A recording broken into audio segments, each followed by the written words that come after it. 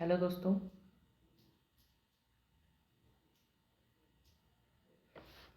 मैं आपके अपने चैनल द मिश्रा क्लासेस में आपका स्वागत करता हूँ।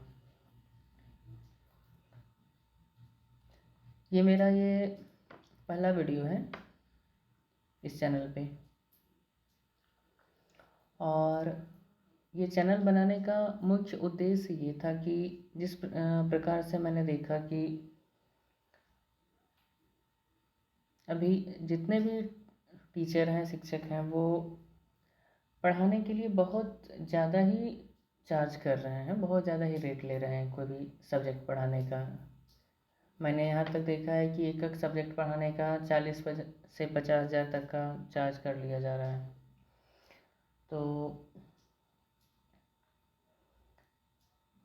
जो गरीब बच्चे हैं वो कहाँ से पढ़ेंगे आखिर? उनके पास तो इतने पैसे हैं नहीं। तो कहीं ना कहीं जो पुराना व्यवस्था था, राजतंत्र व्यवस्था जो था, वो अभी भी है ही, या फिर दोबारा ये आने का कगार पे आ गया है। क्योंकि जिसके पास पैसा है वही अच्छा शिक्षा प्राप्त कर सकता है, और जिसके पास नहीं है वो साधारण शिक्षा प्राप्त करेगा, जिससे कुछ होने जाने वाला है नहीं। तो यही परेशानी को देखते हुए मैंने ये चैनल बनाया है। और हाल ही में देखा कि झारखंड में बहुत सारे प्रतियोगिता परीक्षाओं का आयोजन किया गया, और अभी और आने वाले भी हैं कुछ। तो उसमें जितने भी परीक्षाएं हैं, सब में झारखंड को पढ़ना बहुत ज़रूरी है। झारखंड जीके को समझना, झारखंड को पूरी अच्छी तरह से समझना बहुत ज़रूरी है, क्योंकि हर एक परीक्षा में एक पेपर झारखंड का ही रखा गया है जिसमें आप अच्छा कर सकते हैं। तो मैंने देखा कि बहुत सारे ऐसे शिक्षक हैं जो झारखंड को पढ़ाने में बहुत सारे पैसे ले रहे हैं। मैंने सोचा क्यों नहीं फ्री में ही पढ़ा दिया जाए, ताकि गरीब बच्चों का थोड़ा भला हो जाए, वो लोग भी तो जाने। तो आज पहला वीडियो है, इसमें हम केवल आज झारखंड के इतिहास के विषय में थोड़ी बहुत जानकारी लेंगे, और इसी तरह से मैं कोशिश करूंगा कि वीडियो डाल के झारखंड को कंप्लीट पढ़ लिया जाए, या पढ़ा दें हम आपको। तो शुरू करते हैं। तो इतिहास को समझने के लिए, वो झारखंड का हो या फिर भारत का हो या फिर विश्व का हो, कोई भी इतिहास को समझने के लिए आमतौर पर दो स्रोतों के ऊपर विचार किया जाता है। एक होता है ऐतिहासिक स्रोत, और दूसरा होता है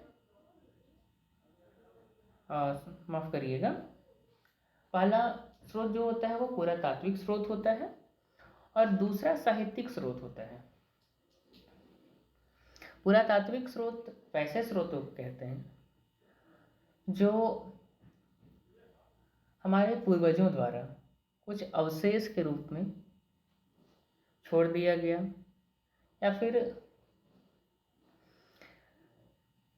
वैसे चीज़ों का अध्ययन करना जो पुराने ज़माने में हुआ करती थी, जो उस समय व्यवहार में लाई जाती थी।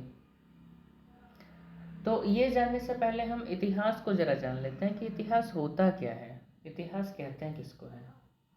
तो आमतौर पर जो हमने सरकारी स्कूलों में पढ़ा था बचपन में, उसमें कहा गया था या बताया गया था हम लोगों को कि इतिहास का शाब्दिक अर्थ इति अर्थात बीता हुआ, और हास का मतलब कहानी, यानी कि बीता हुआ कहानी को इतिहास कहते हैं। परंतु आगे जाने के बाद मुझे ये पता चला, या फिर आप लोग को भी ये पता अवश्य होगा, कि इतिहास का ये जो परिभाषा है वो कहीं ना कहीं अधूरा है। इतिहास का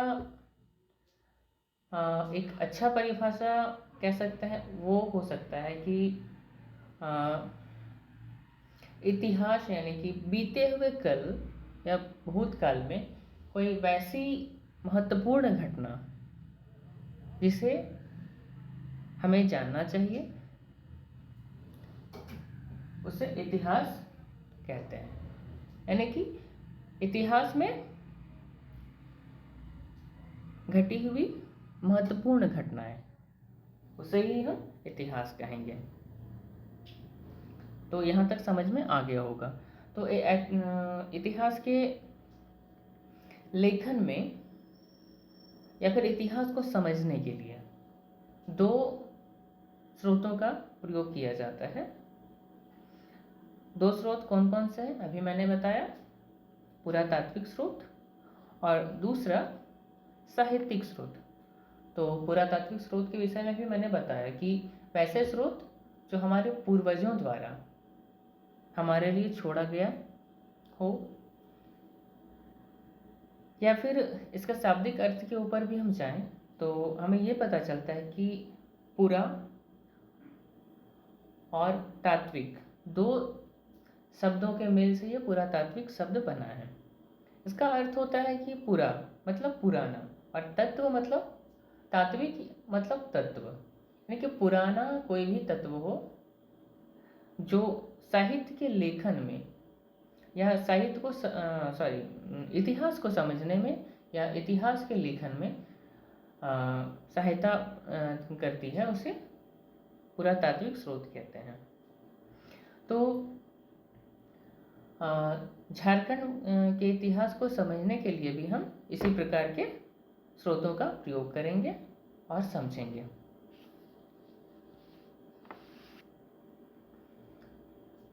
तो यहाँ पे आप देख पा रहे होंगे कि मैंने कुछ पुरातात्विक स्रोत तथा साहित्यिक स्रोतों के विषय में यहाँ चर्चा की है, आप अपने स्क्रीन पे देख रहे होंगे।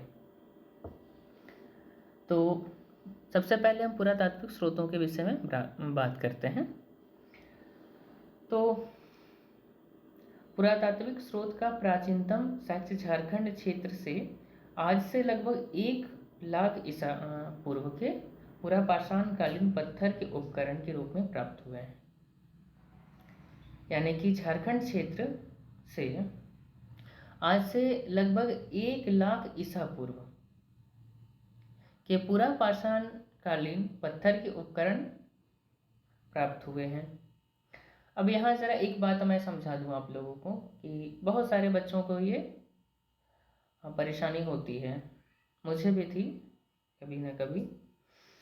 तो ये परेशानी क्या है कि ईसा पूर्व और ईसवी में आमतौर पर बच्चों को दिक्कत होती है, खास करके जो अभी स्टार्ट कर रहे होंगे या फिर इतिहास के विषय में भी जानना शुरू किए होंगे वो बच्चों के लिए। तो मैं ये ज़रा बता देता हूँ। ईसा पूर्व जो होता है वो ऐसे हम समझ सकते हैं कि जो भी हमारे यहाँ कैलेंडर चल रहे हैं वो अंग्रेजी कैलेंडर हैं, या फिर कह सकते हैं वो ईसा मसीह के जन्म के समय उसको लिखना या फिर वहाँ से स्टार्ट किया गया था। यानी कि ईसा मसीह का जन्म जब हुआ था उस समय वो एक था, अभी जो 2021 है या 22 है ना वो। तो उससे पूर्व ऐसा बात तो है नहीं कि ये जब ईसा मसीह जन्म लिए उसके बाद ही समय प्रारंभ हुआ, ऐसा बात तो था नहीं, इससे पहले भी समय था। तो वैसे उससे पूर्व के समय को मतलब उससे पीछे का समय जो होता है उसको समझने के लिए हम ईसा पूर्व लिखते हैं, यानी कि ईसा के पूर्व। और इसके बाद जो आता है यानी कि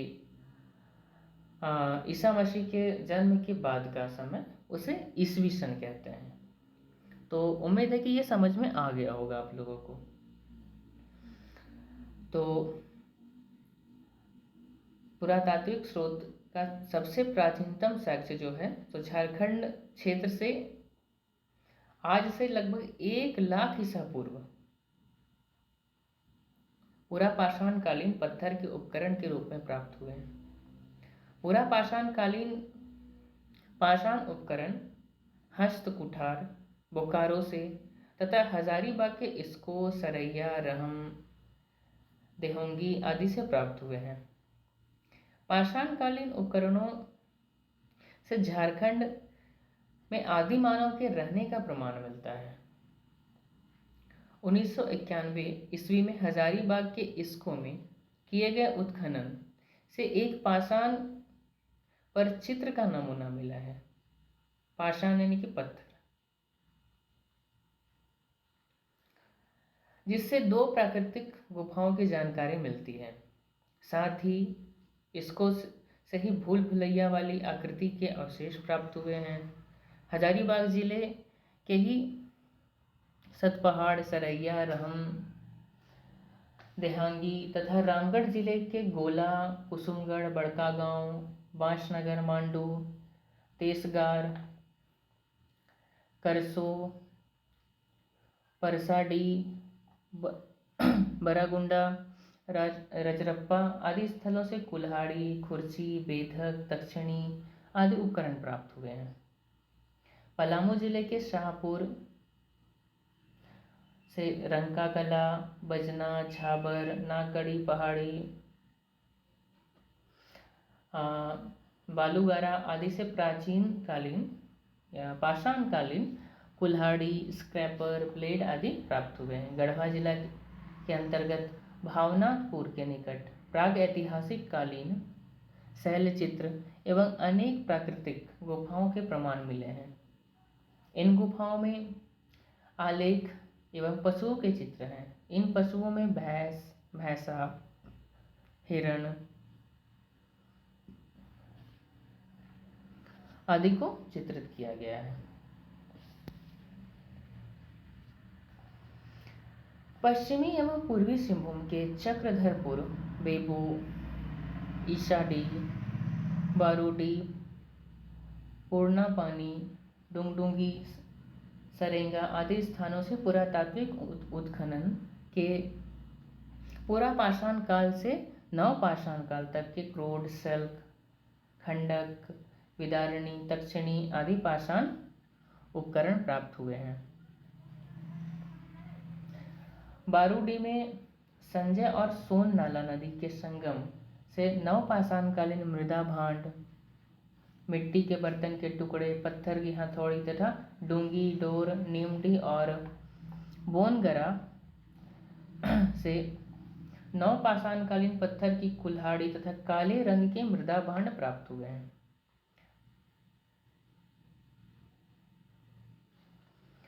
हजारीबाग के दूध पानी से 1994 ईस्वी में किए गए उत्खनन से 18वीं सदी के लेख प्राप्त हुए हैं। दूध पानी के निकट ही स्थित डुमडुमा से 8वीं एवं 12वीं सदी के पालकालीन मूर्तियों के अवशेष प्राप्त हुए हैं। यहाँ आगे हम पढ़ेंगे एक पाल वंश के विषय में, तो उसी के विषय में यहाँ पे उल्लेख किया गया कि पालकालीन मूर्तियों के अवशेष प्राप्त हुए हैं, जो इस क्षेत्र में बौद्ध धर्म के विस्तार को स्पष्ट करता है। चतरा जिले के प्रतापपुर प्रखंड के मुगल कालीन कोम्पा का किला स्थित है तथा चतरा जिला में हंटरगंज प्रखंड के कोलवा पहाड़ी क्षेत्र से मध्यकालीन दुर्ग की चारदीवारी का साक्ष्य मिला है। कोलवा पहाड़, जो कलेश्वरी पहाड़ के नाम से भी प्रसिद्ध है, पर हिंदू देवी देवताओं एवं जैन तीर्थकरों तथा बुद्ध की मूर्तियां स्थापित है। कलेश्वरी पहाड़ सिख धर्म का भी केंद्र रहा है। ऐसा माना जाता है कि गुरु नानक इस स्थान पर ठहरे थे। पुरातात्विक स्रोत में पत्थर की स्लेट के टुकड़े पुरहादी और राखू नदी के तट से, जो चाईबासा में स्थित है, से नवपाषाणकालीन पत्थर से निर्मित अनेक चाकू मिले हैं। एससी राय के बुरुहातू से स्लेटी पत्थर की छैनी, क्वार्टज पत्थर की पॉलिशदार छानी तथा लोहे और तांबे की आरी प्राप्त हुई है। चतरा जिला के गिद्धौर प्रखंड से मेगालिथ संस्कृति के प्रमाण प्राप्त हुए हैं। पलामू के मूर्तिया नामक स्थल से बौद्ध धर्म के अनेक अवशेष प्राप्त हुए हैं, जबकि करुआ जो धनबाद में है, करुआ धनबाद में जो है नामक ग्राम से बौद्ध स्तूप का प्रमाण मिला है। धनबाद जिले के ही बुद्धपुर एवं डालमी में अनेक बौद्ध स्मारक स्थित हैं। बुद्धपुर की पहाड़ियों में बुद्धेश्वर मंदिर के भगवाना शेष स्थित हैं। अशोक के 13वें शिलालेख में अटाविक जनजातियों का उल्लेख हुआ है, जो इस क्षेत्र में निवास करने वाली जनजातियां थी। तो इस प्रकार हम देख पा रहे हैं कि किस प्रकार से हमारे झारखंड के अनेक क्षेत्रों से पुरापाषाणकालीन उपकरण प्राप्त हुए हैं। जैसे अभी हमने देखा कि पत्थर के कुल्हाड़ी, स्क्रैपर, ब्लेड या फिर बहुत सारे ऐसे चीज़ जो पुरापाषाणकालीन कि पुराना समय में हुआ करता था। यहाँ पुरापाषाणकालीन का शाब्दिक अर्थ यदि समझा जाए तो पुरा मतलब पुराना और पाषाण मतलब पत्थर होता है, यानी कि जब लोग पत्थर से हथियार बनाना या फिर अपने उपयोग की चीज़ें बनाना सीखे थे, उसे पाषाणकालीन कहते हैं आसान भाषा में समझे तो। अब हम साहित्यिक स्रोत के विषय में बात करते हैं। साहित्यिक स्रोत। भारत के इतिहास के प्रारंभिक साहित्यिक स्रोत वैदिक साहित्य में छोटा नागपुर के लिए किकिट शब्द का प्रयोग हुआ है, जबकि उत्तर वैदिक साहित्य में यह व्रात्य प्रदेश के रूप में वर्णित हुआ है। महाभारत के दिग्विजय पर्व में छोटा नागपुर क्षेत्र के लिए पुंडरिक शब्द का वर्णन आया है। महाभारत में झारखंड क्षेत्र को पशु भूमि कहा गया है, क्योंकि जंगल की बहुलकता के कारण इस क्षेत्र में जंगली पशुओं की संख्या अधिक थी। मध्यकालीन इतिहास में अबुल फजल का अकबरनामा, शम्य सिराज अफीफ की रचना तारीखे फिरोज शाही तथा सूफी कवि मलिक मोहम्मद जायसी की रचना पद्मावत प्रमुख स्रोत हैं। शम्य सिराज अफीफ का मानना है कि जंगल झाड़ की अधिकता के कारण ही इस क्षेत्र का नाम झारखंड पड़ा। इसके अतिरिक्त जहांगीर की आत्मकथा तुजुक ए जहांगीर शाही या तुजुक ए जहांगीरी, शाहनवाज खान तथा अब्दुल खान की रचना, मासिर उल उमरा तथा मिर्जा नाथन की रचना बहरिस्तान ए गैबो में झारखंड के नामकरण से लेकर सांस्कृतिक इतिहास की जानकारी मिलती है। मध्यकालीन एवं अन्य इतिहासकारों सलीमुल्लाह और गुलाम हुसैन की रचनाओं में भी झारखंड क्षेत्र का विवरण मिलता है। कबीरदास की रचनाओं में झारखंड शब्द का उल्लेख एक पद में आया है। वॉरमैन की पुस्तक the Neolithic pattern in the pre history of India में नवपाषाणकालीन हस्त कुठारों के 12 प्रकारों की जानकारी मिलती है। D.N. मजूमदार की पुस्तक races and culture of India से चेरो, खरवार, भूमिज, संथाल आदि जनजातियों के बारे में उनका झारखंड में आगमन तथा सांस्कृतिक सामाजिक जीवन की जानकारी मिलती है। डाल्टन की पुस्तक द कोल ऑफ छोटा नागपुर, अमरनाथ दास का अमरकोश एल टिकेल की पुस्तक notes on a tour in Manbhum तथा एंथोलॉजी ऑफ बंगाल आदि पुस्तकों में जनजातीय इतिहास एवं सांस्कृतिक तथा तथ्यात्मक विश्लेषण प्रस्तुत किया गया है। तो यहाँ तक हमने जाना कि हमारे पास झारखंड के इतिहास को समझने में जो दो स्रोत थे हमारे पास, यानी कि पुरातात्विक स्रोत तथा साहित्यिक स्रोत, वो किन किन रूपों में है और कहाँ कहाँ से क्या क्या पाया गया है। आगे का वीडियो में हम इसे और भी विस्तार पूर्वक जानेंगे तथा आगे हम प्रागैतिहासिक काल, पुरा पाषाण काल, मध्य पाषाण काल, नव पाषाण काल आदि के विषय में पढ़ेंगे। और यदि आपके मन में यहाँ से किसी प्रकार के प्रश्न उठ रहे हैं तो कृपया कमेंट में ज़रूर बताएं। मैं आपके सभी प्रश्नों के उत्तर देने का प्रयास करूँगा। और साथ ही ये जो स्लाइड आप देख रहे हैं, या तो आप इसका स्क्रीनशॉट ले सकते हैं या फिर